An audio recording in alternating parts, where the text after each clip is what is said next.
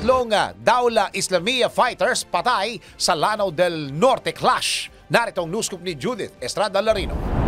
Patay ang tatlong miyembro ng Daula Islamia Maudi Group at isang sundalo ang sugatan sa bakbakan sa pagitan ng militar at teroristang grupo sa Barangay Lindongan, Munay, Lanao del Norte.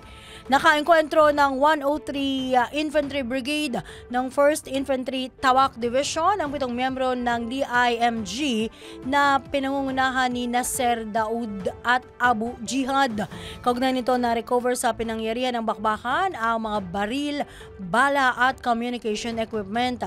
Samantala, pinuri ni Brigadier General Yegor Ray Barokilio, commander ng 103 Infantry Brigade, ang mga sundalo sa matagumpay na pagkapi sa nabanggit na teroristang grupo. Yan ang News Scoop. Ako si Judith Estrada Larino, nagbabalita ng tama, naglilingkod ng tama.